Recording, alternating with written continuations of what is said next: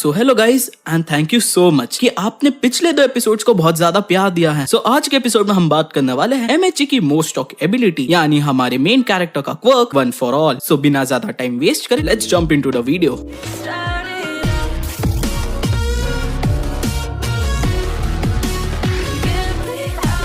All for one का एक छोटा भाई भी हुआ करता था, लेकिन उसके पास कोई क्वर्क नहीं था। एक दिन ऑल फॉर वन ने अपने छोटे भाई योइची के ऊपर एक क्वर्क को फोर्स कर दिया। इस क्वर्क से योइची अपनी बॉडी में पावर को इकट्ठा करके एक साथ रिलीज कर सकता था, लेकिन असलियत ये थी कि योइची के पास पहले से एक अननेम्ड क्वर्क था जिससे वो पावर को ट्रांसफर कर देता था। न जाने कैसे सडनली ये दोनों क्वर्क्स आपस में रिएक्ट कर गए, जिसका नाम पड़ा वन फॉर ऑल। इससे योइची की पावर्स को एक गॉड लेवल बूस्ट मिल गया। योइची ने इसी ताकत से वन फॉर ऑल यानी अपने बड़े भैया को हराने का पूरा ट्राई किया, लेकिन given by the power differences Yoichi इस लड़ाई में हार गया और अपनी जान खो बैठा। मरते समय योइची ने ये पावर हमारे सेकंड यूजर को दे दी, जो कि अभी तक मांगा में रिवील नहीं किया गया है, और इसी तरीके से ये हर जनरेशन में पास डाउन होते गई। सभी यूजर्स ने ट्राई किया कि वो ऑल फॉर वन को हरा पाए to ensure world peace, but सभी मारे गए। लेकिन जाने से पहले सबने वन फॉर ऑल को अपने नेक्स्ट यूजर के पास ट्रांसफर कर दिया था। ये साइकिल काफी सालों तक चलता रहा, जहाँ पे 7 यूजर्स टोटल मारे गए हैं, जिनके नाम है हिकागे शिनोमोरी, डियागो बांजो,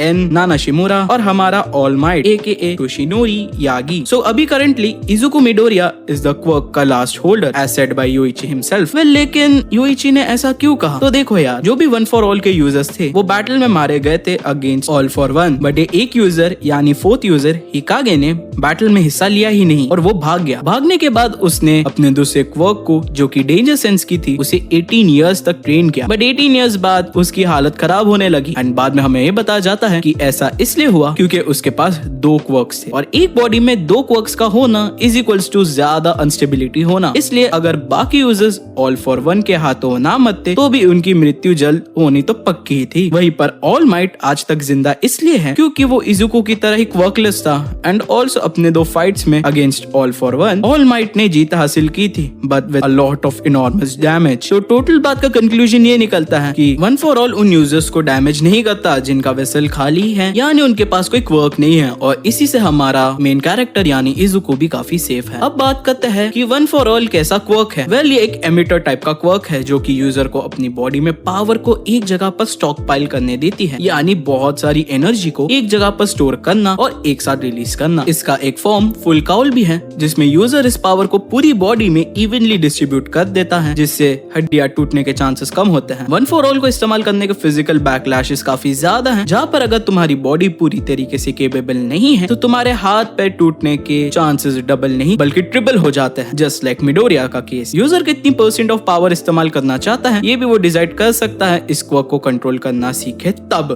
इसका क्वर्क का इफेक्ट हर यूजर पर अलग अलग दिखता है, जैसे कि ऑल माइट के ऊपर एक क्वर्क एक जाइंट इफेक्ट देती है, जहाँ उसके मसल्स फूल जाते हैं एंड बॉडी का साइज इंक्रीज हो जाता है। वहीं पे डेकू के लिए ये क्वर्क अलग टाइप से काम करती है, जहाँ पे उसके हाथ पैर क्रिम्सन रेड कलर का इफेक्ट दिखाते हैं और उसकी वेन्स ग्रीन कलर की हो जाती है। और अटैक्स में आपने देखा ही होगा कि डेकू के हाथों से और पैरों से ग्रीन कलर की बिजली भी निकलती है। वेसेजेस वन फॉर ऑल के प्रीवियस यूजर्स की कुछ fragments her one for all के यूजर के बॉडी में इम्प्लांटेड है, जिससे वो प्रीवियस यूजर्स से कनेक्शन बना पाए और जरूरत के समय उनसे हेल्प मांग पाए या बात कर पाए। ओरिजिनली हमने स्पोर्ट्स फेस्टिवल में देखा था कि डेकू अपने एंसेस्टर्स को देख पाता है, बट उनका चेहरा नहीं, सिर्फ उनकी डिस्टॉर्टेड स्पिरिट फॉर्म को। बट आगे जाके वॉर आर्क में जब वन फॉर ऑल डेकू से उसकी क्वर्क छीनने की पूरी ट्राई करता है एंड फेल हो जाता है, तब ये रिवील होता है कि उसने डेकू और वन फॉर ऑल के पास्ट यूजर्स की विसेजेस के बीच के बैरियर को तोड़ दिया है। और इसके बाद अभी तक मांगा में हमने डेकू को एक्टिवली सजेशंस लेते हुए देखा है पास्ट यूजर्स से, यानी कि वो मिड बैटल में भी उनकी एडवाइस सुन सकता है, और ये चीज उसे काफी बैटल्स में हेल्प भी करती है। Powers by प्रेडेसेसर्स।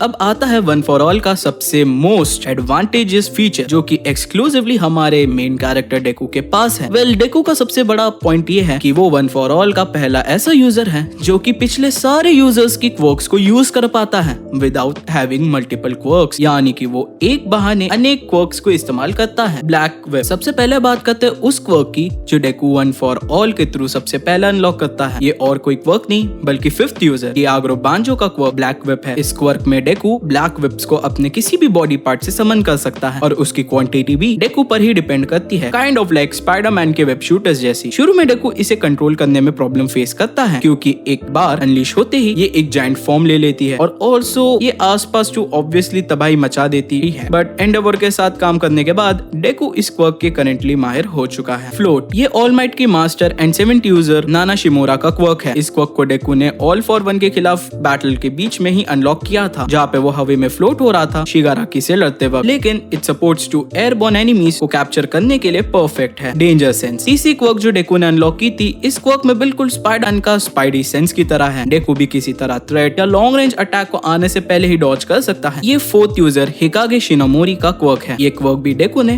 तोमुरा शिगाराकी वाली बैटल में ही अवेकन किया था। वेल, इस क्वर्क शुरू में काफी काम आता है, काफी पेनफुल भी था क्योंकि डेकू को ऐसा लग रहा था जैसे उसका सर फटने वाला है, यानी उसकी वजह से इमेंस पेन उसे महसूस हो रहा था। स्मोक स्क्रीन, वॉर आर्क के खत्म होने के बाद डेकू की विजिलेंटी आर्क में दिखाया जाता है कि डेकू अब इस क्वर्क को यूज कर सकता है। इस क्वर्क में जैसा नाम बताया है, यूजर अपनी पूरी बॉडी से स्मोक छोड़ सकता है और इसे डिफेंस या ऑफेंस दोनों के लिए इस्तेमाल भी कर सकता है। वेल, ये 6th यूजर एन की मेन क्वर्क थी। वेल, बात करें कंट्रोल की तो डेकू इस पे काफी अच्छे से कंट्रोल नहीं गेन कर पाया है, बट स्टिल एन की हेल्प से वो इसे डिसेंटली भी यूज कर लेता है। फाजन, 2nd यूजर की क्वर्क। वेल, डेकू इसे भी विजिलेंटी आर्क में ही अनलॉक करता है, जहाँ पे डेकू इसे यूज करके हवा में बहुत ऊपर तक शूट अप हो पाता है। वेल, ये क्वर्क बेसिकली काइनेटिक एनर्जी को यूज करती है, यानी डेकू अपने मसल पे प्रेशर बिल्ड करके हवा में बहुत ऊपर तक डैश कर सकता है। डेकू का कंट्रोल अभी तक इस पे सही दिख रहा है एंड बाकी के उसके पास 2nd यूजर की तो एडवाइसेस है ही। अब वीडियो के कंक्लूजन के बारे में बात कर लेते हैं, जो कि है डेकू के sole quirk One for all के अटैक्स के बारे में। डेट्रॉइट स्मैश, डेकू अपने फिस्ट से स्मैश मारता है but with max power into it. इसके अलग और पावरफुल वर्जन्स भी एग्जिस्ट करते हैं, लाइक 100% डेट्रॉइट स्मैश या double Detroit smash. Delaware smash, डेकू अपने फिंगर से स्ट्राइक करता है एंड उससे शॉक वेव्स भी क्रिएट हो जाती है। इसका एक पावरफुल वर्जन भी है, जो कि ये जो आप नंबर देख रहे हो वो 1,10,000 10 crore something. Detroit Delaware smash and Delaware smash air force. Manchester smash, डेकू 20% one for all का यूज करके जंप करता है एंड अपने ओपोनेंट के ऊपर एक एक्स किक मारता है, जिससे ओपोनेंट काफी टाइम के लिए स्टैंड भी रह सकता है। व्योमिंग स्मैश, डेकू अपने फिस्ट से ओपोनेंट को ऊपर कूद के मारता है, जिससे प्रेशर पड़ने के कारण ओपोनेंट को काफी तगड़ा डैमेज भी हो जाता है। सेंट लुइस स्मैश, डेकू अपने क्वर्क का यूज करके ऊपर कूदता है एंड नीचे आकर अपने ओपोनेंट के ऊपर एक दमदार सी राउंड हाउस किक का इस्तेमाल करता है। Last but not the least, one for all full cowl shoot style. डेकू जब ये जान लेता है कि अब उसके लिए उसका हाथ यूज करना काफी ज्यादा डेंजरस है, तो वो एक नया शूट स्टाइल बनाता है जिससे वो किक्स का ज्यादातर यूज करता है। सो आई होप आप लोग को वीडियो काफी पसंद आई होगी। वीडियो पसंद आई तो like, comment and share and ऐसी कमाल के कंटेंट को देखने के लिए चैनल को सब्सक्राइब करना ना भूले